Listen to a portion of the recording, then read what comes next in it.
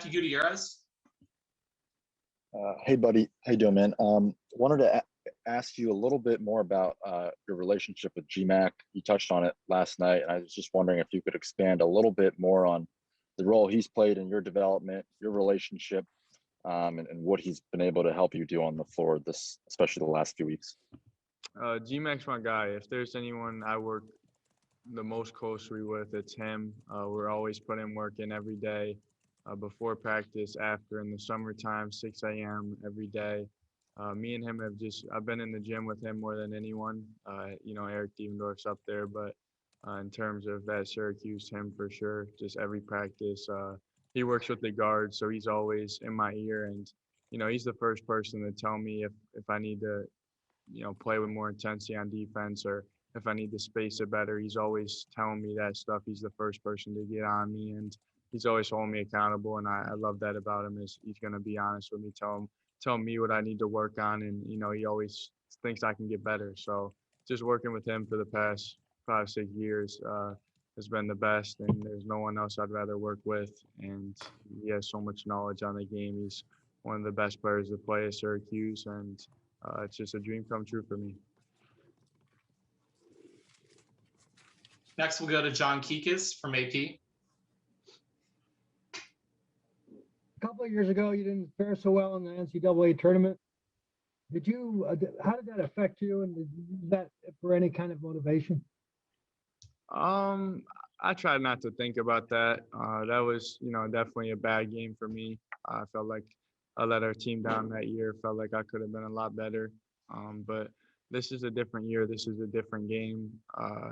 If you put pressure on yourself and think about that past game, then it's just going to bottle over into this game. It's not going to help. If you miss a couple of shots, you're going to start stressing out. And that's the one thing I didn't want to do. Is I came in expecting a really tough game, a really good opponent, and it was not going to be easy. And if I miss some shots, that's going to happen. But just not stressing about anything, thinking about what game it was, just kind of going like I did in the ACC tournament, which was just going out there and playing, and whatever happens, happens. If I get good shots, I'm going to take them, and hopefully they fall. And they did yesterday, and the last thing I wanted to do was put pressure on myself.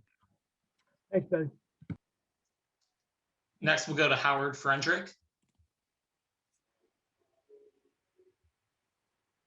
Hi, buddy. I wanted to ask you what your earliest memory is of an NCAA tournament game, either watching on TV or maybe if you ever tagged along with your father to games he was coaching in?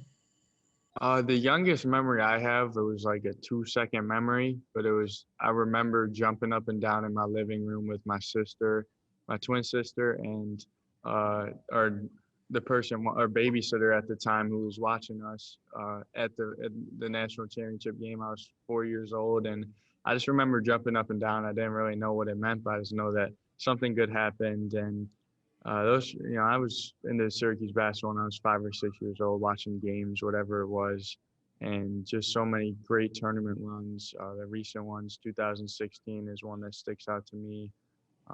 2018, the Sweet 16 run, when I've gotten older and gotten closer with the players, and being able to be in those experiences are the best. And being able to go to the tournament was the highlight of my year as a kid. Being able to miss school, it's always the best time of the year. And as a kid, I have so many great memories of March Madness and all the runs we've gotten to make in the past. It's been just amazing to be a part of all those and be able to go to each game and each different venue and all the memories made.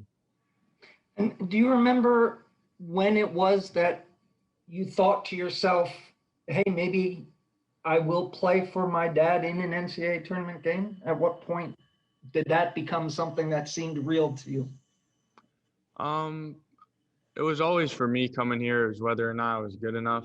I don't think people really knew about me or knew I was capable of until my junior summer playing AU basketball. I had a really good summer, a really good tournament at PCHAM, shot the ball really well, and coaches kind of started coming up to my dad, Roy Williams, other guys saying, you need to take your son, he can play. And I think that's when I first realized, maybe I can do something here and contribute. But I mean, it probably took about a year until the end of my freshman year that I realized I can really be something here and contribute and be a big player for us. And just my evolution and growth over these past 3 years have been something I never would have expected. And I owe that to just the coaches and the trainers here have helped me so much grow as an athlete and a player. And it's just been a lot of fun and always trying to get better no matter how high or low I am. Next, we'll go to Nico Tamurian. Thank you. Hey, buddy. Obviously, last night was an incredible performance. How do you balance that, the euphoria of that, winning an NCAA tournament game, playing as well as you did, with kind of turning around and getting ready for a really tough team tomorrow? You gotta stay level-headed. You gotta stay focused. Can't let one game just affect everything. You gotta say, all right, that's over with. Now we're on to West Virginia. That's all that matters right now. They're a great team. They're gonna be a heck of a matchup. Really good inside-outside game. Really good shooters. One of the best teams in the tournament. So it's kind of you enjoy it last night. Just enjoy the win, be happy that it happened, but now it's back to business, and you can never get too high on the wins and on the great moments. You have to stay focused, especially in a tournament like this. Thanks, bud. Next, we'll go to Greg Hunter. So, buddy, go back to your history of Syracuse basketball. How well do you remember West Virginia Syracuse games, and any special moments of those? A lot of memories. West Virginia, always a good game. A specific moment, there's probably not a game with them. I mean, the specific moment would definitely be 6 overtime game as a kid. I went back to the locker room. I couldn't, in the second overtime, I was 9 years old or something. I was just sweating. I was crying. I was a mess. And me and my mom went back to the locker room, and Coach Huggins was sitting in there with us eating carrots, waiting to see who the winner was. And he told us, we'll see you guys tomorrow. And ever since then, I've really liked him. And we beat them the next night in overtime, so that also helped. But he's a great coach, and there's one of their best players, Derek Culver. I played with him at Brewster, so he's a really good player. I'm looking forward to playing against him tomorrow night. Next, we'll go to Mario Sacco. What a great game last night. When you look at this year in general, is it possible that you can be playing with a little chip on your shoulder, getting snubbed with the ACC, and people really not saying that you're one of the best players in the ACC? Do you go out there and play with that chip on your shoulder night in and night out? Yeah, I've played with a chip on my shoulder ever since I got here. People thought I was going to be a walk-on, whatever. I came in the 300s as a recruit, and having the coach's son label is always something that will motivate me, and just trying to show that I'm more than that, and my teammates and coaches believing in me and know what I'm capable of. So I always have a chip on my shoulder. I know that I need to, no matter what, if I'm averaging 5 points a game or 18, I still have that chip on my shoulder no matter what's going on, because I know where I was at 2-3 years ago and what people were saying about me, and no matter where I'm at, I'm going to always have that and always work as hard as I can to get better, because it's always about the long haul and the future and getting better, because you don't know where you can be in a month or 2 months or 3 months. It's always about improvement. Keep lighting it up, buddy. Thanks, man. Next, we'll go to Stephen Bailey. Hey, buddy, a couple quick ones on kind of what this experience is like for you. Anyone cool or interesting reach out to you to kind of congratulate you on the success, and how does preparation change knowing that you're going to be the focal point of what West Virginia is trying to do defensively?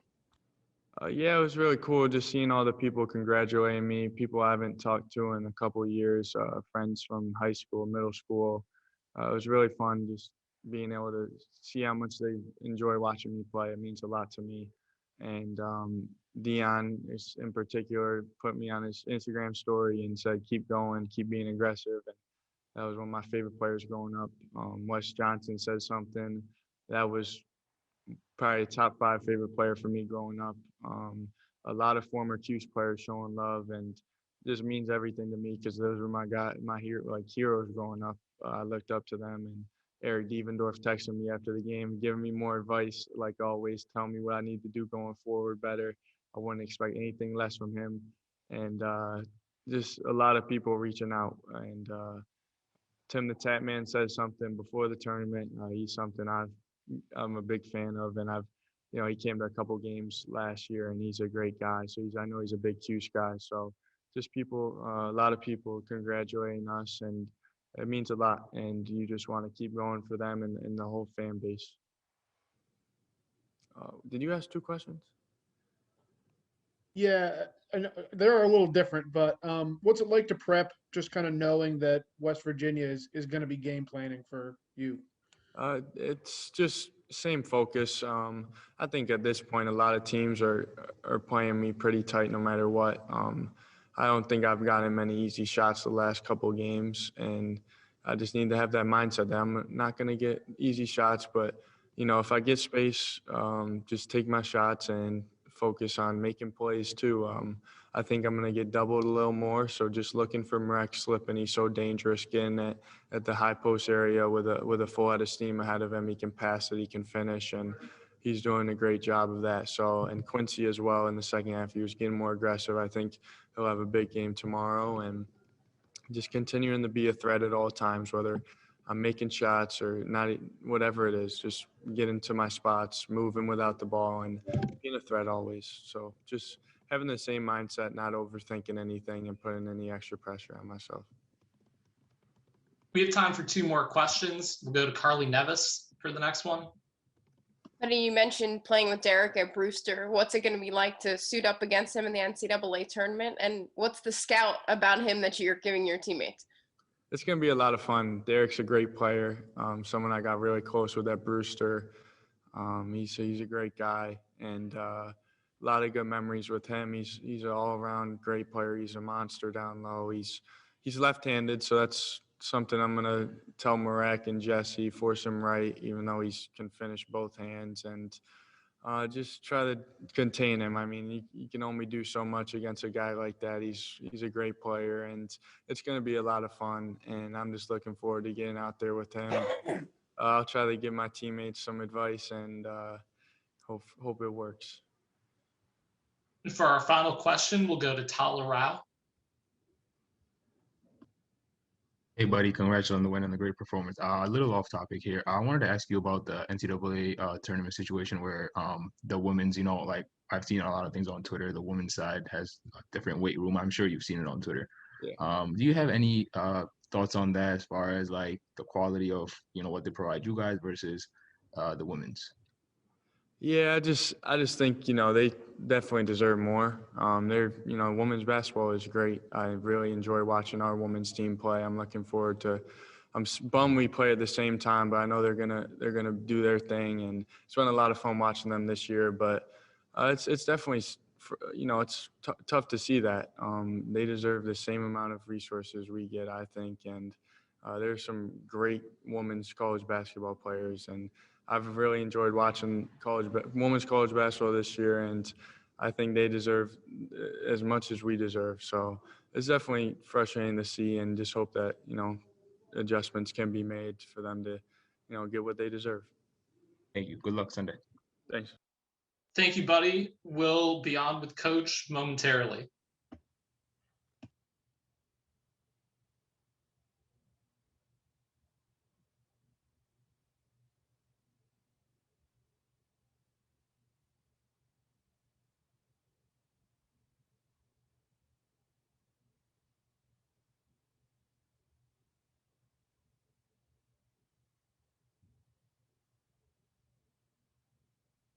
You all set, Audie?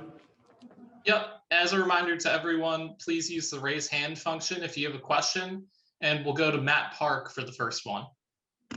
Okay, Coach, we'll test your epic memory here. November 76, your second game as coach, Springfield, Mass. Against West Virginia. Bob Huggins is a player. It winds up being your first loss. Wonder what you remember from that, number one. And is he the only person that calls you Bo? A lot of people from Lions do, and PJ, Carlissimo. There's a few people. All right, what about that game, though?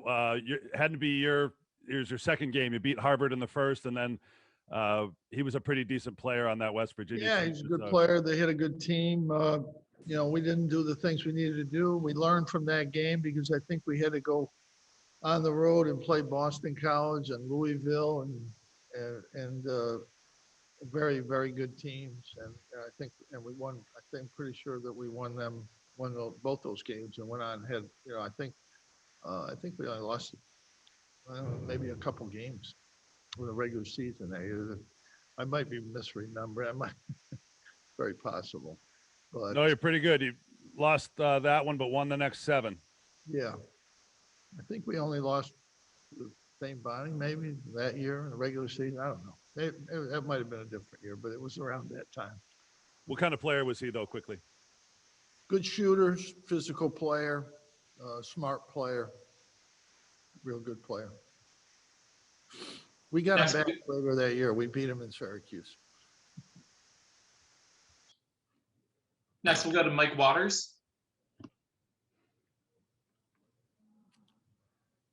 Jim, I was going to ask you about that same game with Bob Huggins, but to switch it up just a little bit, when you're coaching against somebody, you look out and you're watching a player on the floor, can you tell if that player is going to become like a future coach like Bob did?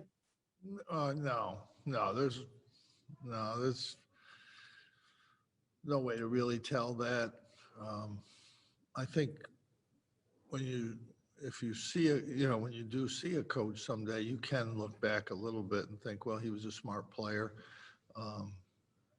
Yeah, I mean, I always thought I was a smart player, but then I became a not smart coach for a long time. Next, we'll go to Nico Tamarian. Thanks, Audie. Hi, Coach. So often when we get to these previews for the NCAA tournament, it's, what challenges West Virginia present, but really the way you all have been playing, the improvements on both sides of the ball. I mean, how does that set up for this matchup? Is it more just about you executing what you have done the last few games? Well, in the NCAA tournament, you have to play your best. You have to, it's, you just get ready for the next game. And, we've obviously been playing good basketball for a while. I think that we have to not put too much faith or too much think too much about what happened with San Diego State. It's a different game. They had a horrendous shooting night, and that played into the game, the results. West Virginia is a really good basketball team. They have better shooting than they've had at West Virginia for a while. Even though we haven't played them, I've watched them play the last few years, and they've been physical, really good pressure defensive team. They haven't been as good offensively as they are this year. They're really good offensive basketball team. And again, they present a tremendous challenge to us.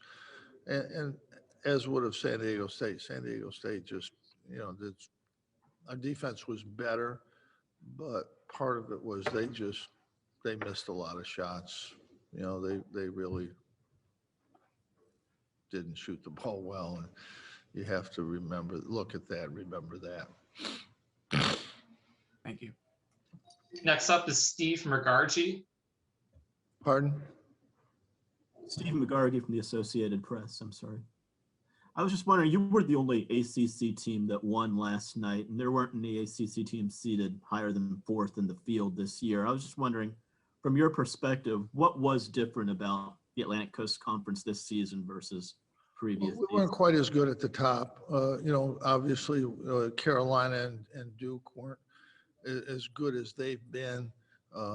Virginia, it was good, but they struggled during the middle of the year. We didn't really have a top 10, 15, top 16 team, top 20 team, really, at the end of the day. We had a lot of good teams, but Georgia Tech, I think, was probably playing as well as anybody, and they lose their best player. They lose the conference player of the year. If he had played, I don't think there's any doubt that they would win the way they've been playing. So that was a big loss for Georgia Tech to lose that guy. And but the league, we didn't have a top 20 team this year, and I think we have good teams. I think NC State was a good team. The teams that made the tournament obviously are good. I think Duke was really playing well at the end of the year. I think they would have had a really good chance to upset Florida State and if they had, they would have gotten in this tournament. It was unfortunate. They were good all year long and didn't have any problems and really isolated, really took care of it. And it's just one guy. And that's sad. But again, like I think NC State's a really good team. If they hadn't, we'd struggle with them. If they'd have beaten us 3 times, they'd have been in the tournament and we'd have been home.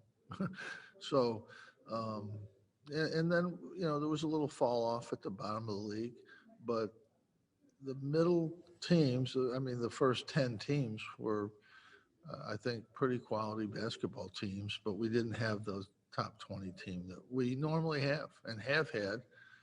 We had 3 number 1 seeds not too long ago. Can't remember when, but not too long ago. So, the league just wasn't as good at the top. Next, we'll go to Howard Fendrick.